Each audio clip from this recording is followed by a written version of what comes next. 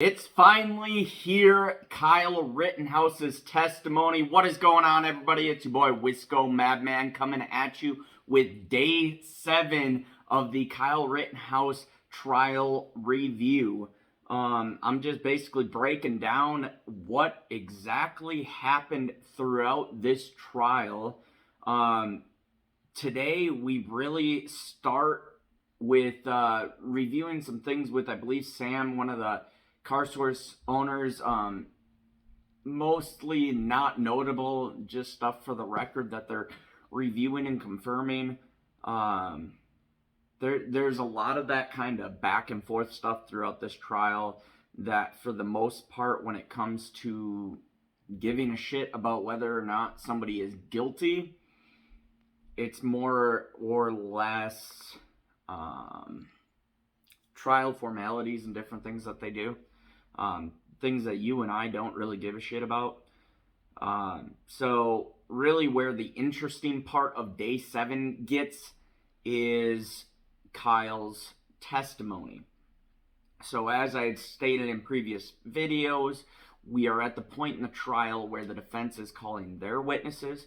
They call Kyle Rittenhouse up to the stand, and they really start off with a bang, just right off to the get, stating that it's not unusual for Kyle to be there. Public opinion has very well been that Kyle came across state lines, he shouldn't have been there, all those kind of things. Again, as I've stated in previous videos, I'll do my best to keep my personal opinion to a minimum on the day-to-day breakdowns and just keep it to the facts. I will keep my opinion for the conclusion of this trial. I will do a full conclusion video at the end. But basically, public opinion has been that Kyle came across state lines and he had no business being there. So what does the defense do? They start off by saying that Kyle has family there. That's what they're really establishing here. Kyle's dad lives in Kenosha. His grandmother, his aunt, his uncle, his cousins all live in Kenosha. Kyle has also worked for the Recplex in Kenosha, as we previously stated. I believe he said currently he was furloughed due to COVID-19. I'm sure many people can relate to that. Kyle is also a firefighter cadet for the Antioch Fire Department. We'll get into the cross, and Binger kind of attacks that, meaning that he's not a firefighter. He's not just really breaking down this kid and trying to paint this attempt at being a hero as a 17-year-old. He's tried several different instances. Today it was really focused on Kyle being this rescue, this fill-in for public services for the police department or the fire department or whatever. And Kyle specifically mentions that as a firefighter cadet, yes, he is a member of the Antioch Fire Department. He is not a member that fights fires. Pretty simple. Binger gets in an argument with him about it, but it's pretty self-explanatory. Not that hard to understand.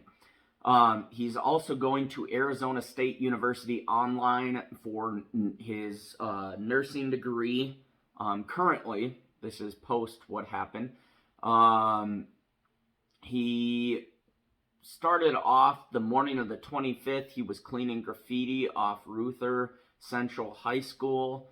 And then Nick Smith, at some point during that day, calls Dominic Black to get them guys to give him a ride down to somewhere by O'Hare Airport to get a bulletproof vest.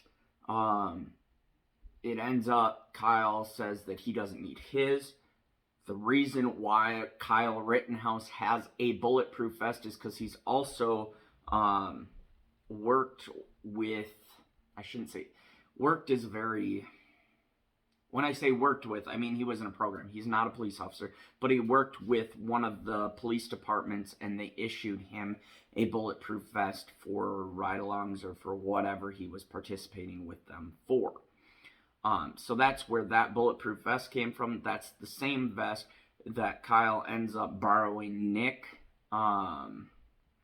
Smith that night in order for him to feel protected, I guess. Nick Smith then at some point asks Dom and asks Kyle if they would like to help provide overwatch for the car sources. Just simply meaning protecting from any more fires, any more damage to the properties, whatever. Move on further, and within Kyle's testimony, he talks about Rosenbaum threatening to kill him twice. Joseph Rosenbaum being the first, I guess, for lack of a better term, the first victim of Kyle's shootings. Now, just a couple instances that were noted to kind of note what kind of dangers Kyle felt like he was under. Rosenbaum, while swinging this trailer chain that previously, I believe it was the photographer from the other day, Mr. DeBrune, talked about Joseph snagging that trailer chain from a trailer. So we're talking a pretty thick-sized trailer chain, some shit that you could definitely bust open somebody's skull with. So while swinging this trailer chain, Kyle testifies to Joseph Rosenbaum saying, "If I catch any of you fuckers alone, I'm going to fucking kill you." Now, this was directed towards Kyle and Ryan. Now, this next statement was mentioned in front of or in the audience of Joanne Fiedler, and Kyle also brings it up because it is something that Joseph said in his presence, kind of directed at him and the militia members. "I'm going to cut your fucking hearts out and kill you N-words." You know, yeah. So we move on, and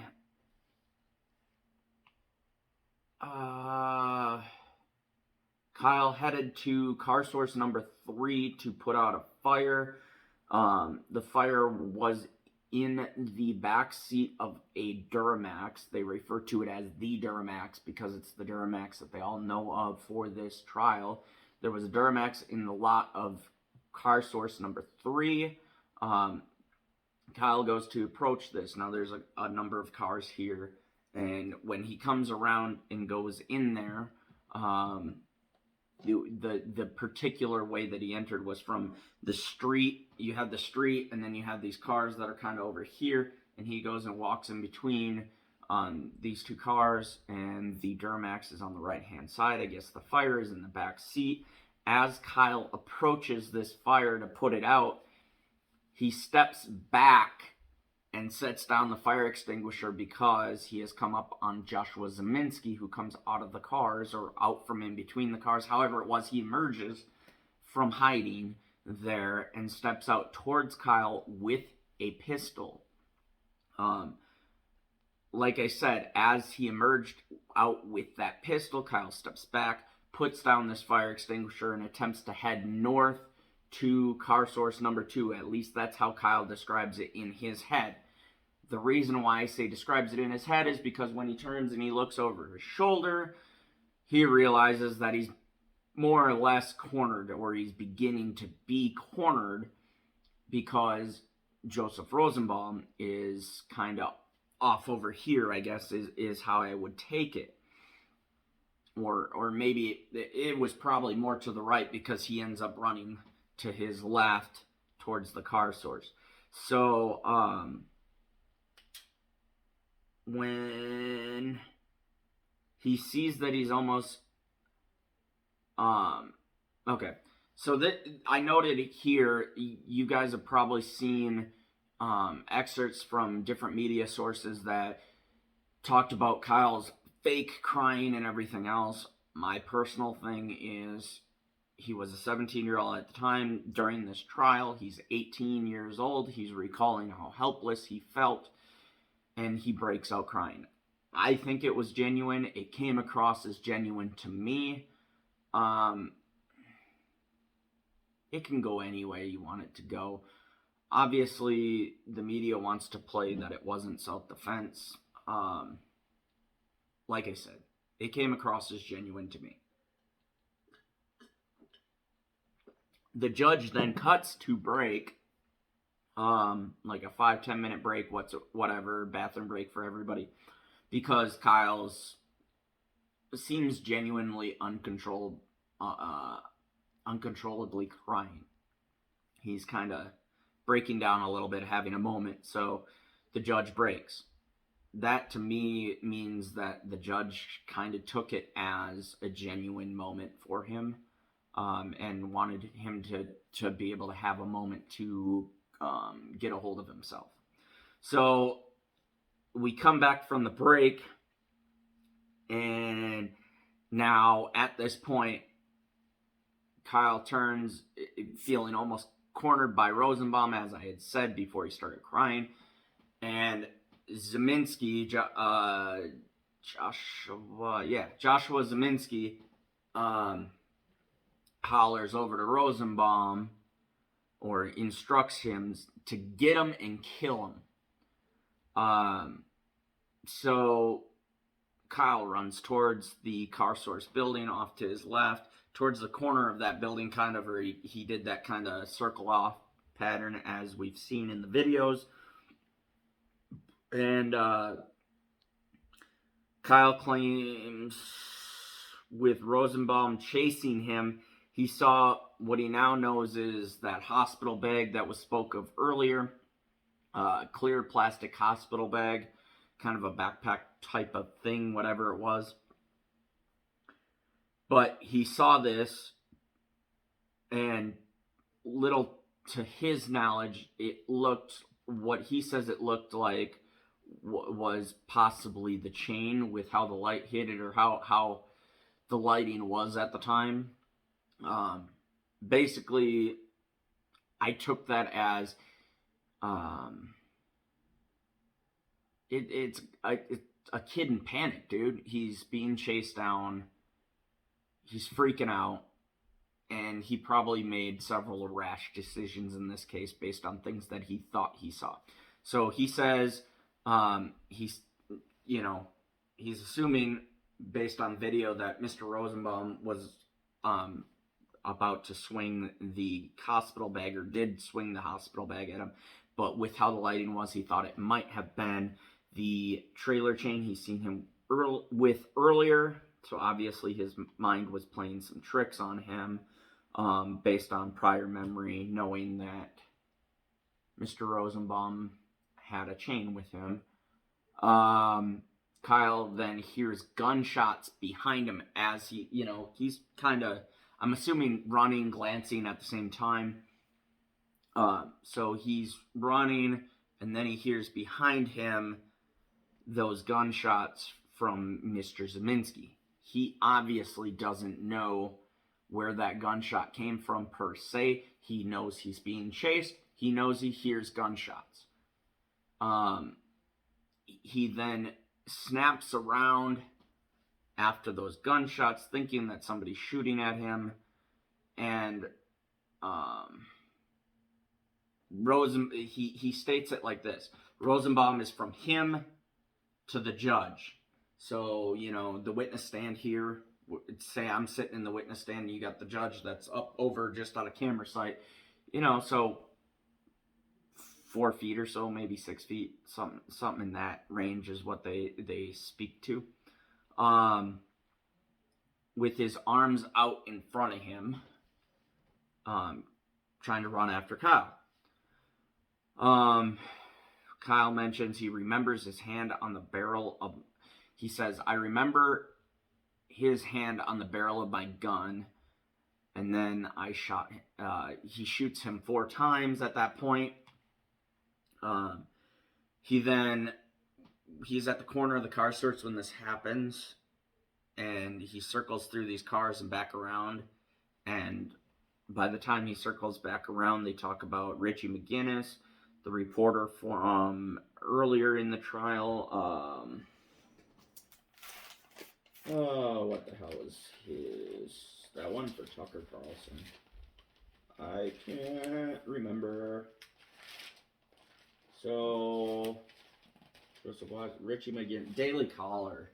So, Richie McGinnis was the reporter on scene or video director on scene working for the Daily Caller. Unknown to Kyle, he was actually following behind this chase. At the time, Kyle didn't know of Richie's presence until Richie was trying to provide medical aid to Joseph Rosenbaum after Kyle shot him. Kyle's now circled around, comes back. At this point, he says Richie was trying to provide aid, and then Kyle said that he doesn't remember what Richie said because he was in shock. Obviously he had just, in his viewpoint, just had to defend himself. He just shot somebody.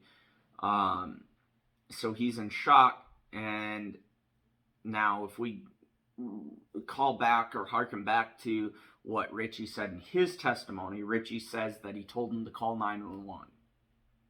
He assumed now at this point, because Kyle draws his phone out, and this is the point where Kyle testifies to calling Dominic Black. Richie was under the impression he was calling 911. Now, back to Kyle's testimony at this point, Kyle didn't know that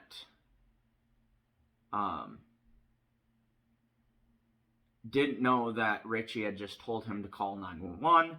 Kyle is calling Dominic Black and tells Dominic, I just shot somebody, I had to shoot him. Now, this is, at this point, we hear people start to holler around him. We start to hear people hollering around him, get his ass, get his ass, get him. Get him. That's what Kyle starts to hear. And this is amongst, this is known to be Kelly Zeminski now, Joshua Zeminski, and other people, but those are people that we know were in the area at this time, known to have said this. So now Kyle goes to run north down Sheridan to turn himself in because he's trying to get to the police line where the police have established kind of a line blocking the crowd off. So Kyle pursues that, going north down Sheridan. He's seen Jason Lakowski. He stops, told him, I need help getting to the police because I shot somebody and the mob was chasing him at the time. Keep in mind, when somebody testifies on something like this, their memory is going to be bits and pieces. He's obviously freaking out, so he's trying to regurgitate what he remembers, but it's going to be, everything happens really fast. So if this story seems kind of bits and pieces, that's why. He's seen Jason Lakowski and stopped, told him that he needs help getting to the police because there's a mob chasing him. He just shot somebody. He doesn't remember if Jason ended up helping him in the testimony. Based on what I know now, I would say Jason did not help him in this case. I don't really know what happened of that statement. So Kyle brings it up. We don't really know where that went. He continues, kept heading north to the police, and then Anthony Huber struck him in the head with a skateboard. The first time, this apparently happens twice, and then he vaguely remembers talking to Gage, Grosskreutz. At this time, he is unaware of who Gage is. He doesn't know he's Gage Grosskreutz. He just talks to this guy, and obviously we've seen from Gage's video, what were you doing? Why did you shoot that? Did you just shoot somebody? That kind of shit is what Gage is asking him. He was within a foot of Kyle, and Kyle didn't shoot him at that time because he didn't see him as a threat. He didn't remember seeing Gage's pistol at that time either. Then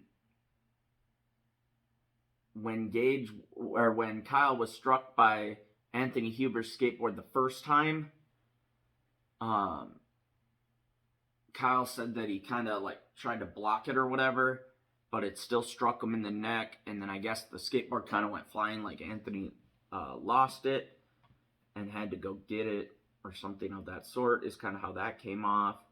Then Kyle kept running. When I say running, he's kind of at a jog. He's out of breath, everything else. Got lightheaded and stumbled and hit the ground before he fell completely. He remembers getting hit in the back of the head with a rock. So a little bit before he falls, he gets hit in the back of the head with a rock. And the reason he says hit in the back of the head with a rock is just kind of how it felt. So at this point, when he goes down, he then gets struck with Anthony's skateboard again.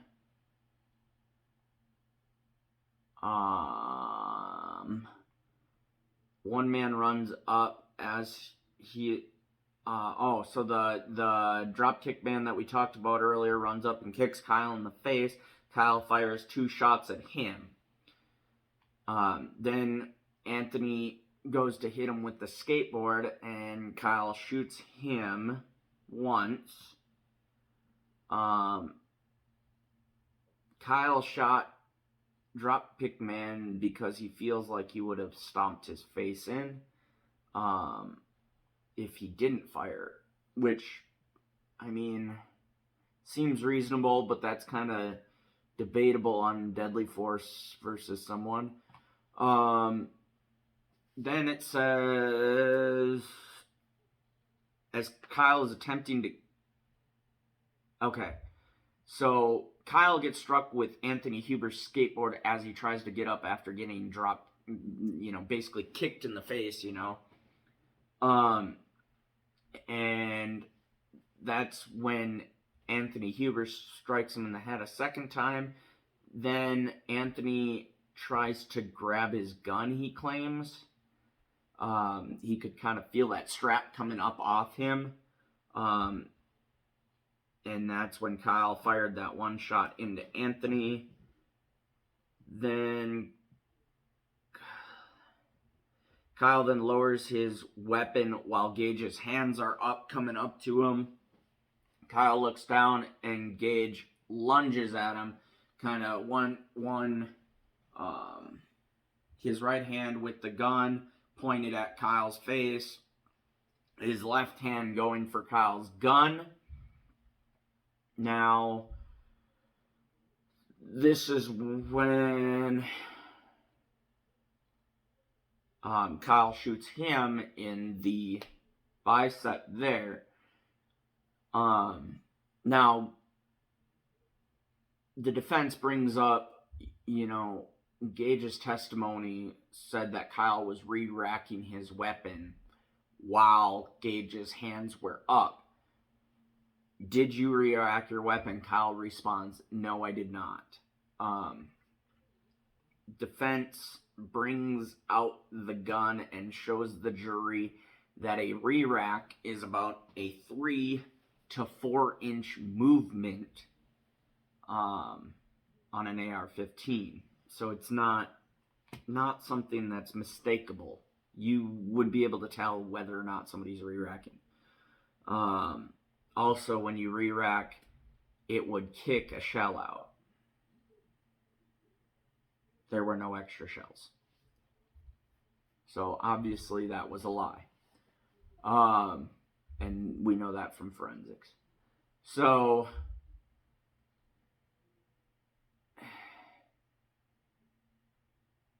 then Kyle only shot Gage once, because once he shot him once, he was no longer a threat. He stopped the threat. That's basically what he repeats several times here. One person was left in front of Kyle with their hands up. Kyle gets up. He does not shoot. That person's not presenting any threat to him, apparently. Kyle then continues towards the police line to turn himself in, tries to put his rifle behind him because he's got a sling. He tries to sling it behind him so the police don't feel threatened by the fact that he has a rifle. He's not trying to hide it. He's just showing that he's not ready to use that rifle. It's just with him. He approaches the police car, and obviously we now know that's Officer Krieger. But he tells him, I just shot somebody. And amongst all this freak out, Officer Krieger says, get the fuck back, you're going to get pepper spray, go home. Kyle then goes to car source number 2, meets with Joanne Fiedler, and his memory is even more spotty then. He's in shock, freaking out. He didn't turn himself into the Kenosha Police Department at this time. Now, they try to make him sound bad for that. And he simply points out that his mindset is Kenosha Police Department's barricaded right now. They're not accepting turn-ins there. The prosecution tries to make that out to be that he didn't want to turn himself in. He claims that's not true. Dominic Black took Kyle back to Antioch, Illinois. They have a short discussion at Kyle's mom's house. They head to Antioch Police Department. Kyle's mother takes him to Antioch Police Department in order to turn him in. The police at Antioch Police Department did not take him into custody. They told him to wait in the waiting room. They didn't cuff him. They didn't have somebody watching him. None of those kind of things. And he sat there and waited for the detectives from Kenosha to show up. Upon cross, Mr. Binger examines Kyle. He starts out with pretty damn blunt. Everyone you shot at, you intended to kill that night, correct? Kyle responds, I didn't intend to kill them. I intended to stop them from attacking me. By killing them, I did what I had to do to stop the person that was attacking me. And this is pretty much most of the cross is Kyle reiterating what he's already said, as Binger continues to try to impeach him on something. To no avail. As a matter of fact, and I've posted the actual footage of Binger getting reprimanded, but Binger is reprimanded twice by the judge in this case. And then there is a motion to dismiss on a complete mistrial because of Binger's actions.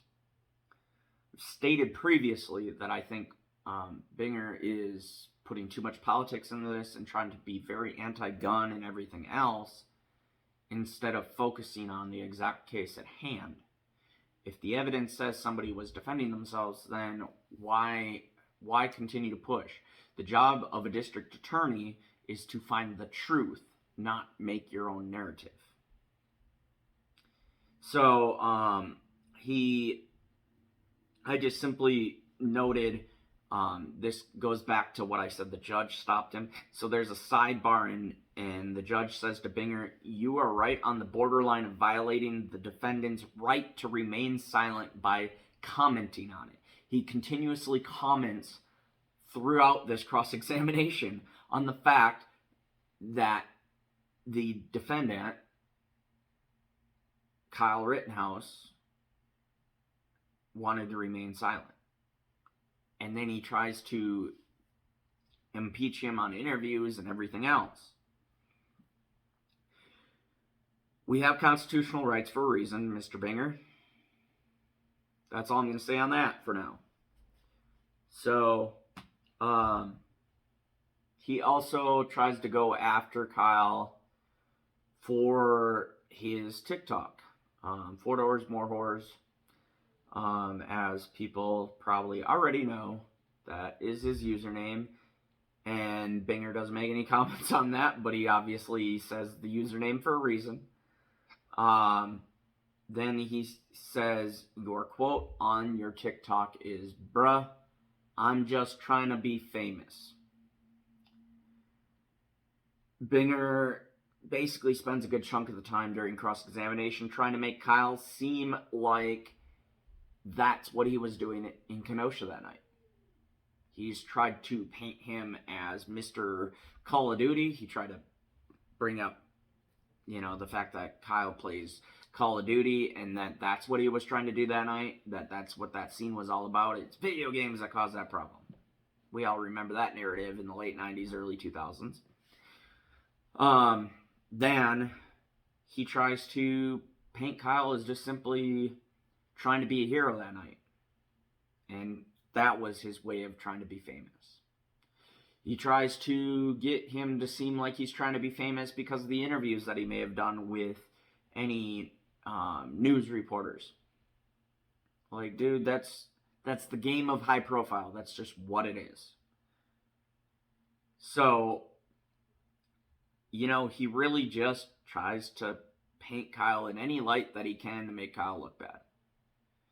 I'm not defending Kyle. I am stating what my interpretation of Binger's actions are, or just the prosecution in general. Now, Binger also points out that Gage Grosskreutz could have shot Kyle with that pistol from a distance. It's a valid point. And by distance, obviously, we don't mean major distance, but he didn't have to be as close as he was. So why did Kyle feel threatened at that point and not before? Well, my interpretation in that case would be he was being attacked by other people at the current moment, and that's when Gage was able to move up that close. So, then it was also mentioned that you don't get the right to shoot Joshua Rosenbaum for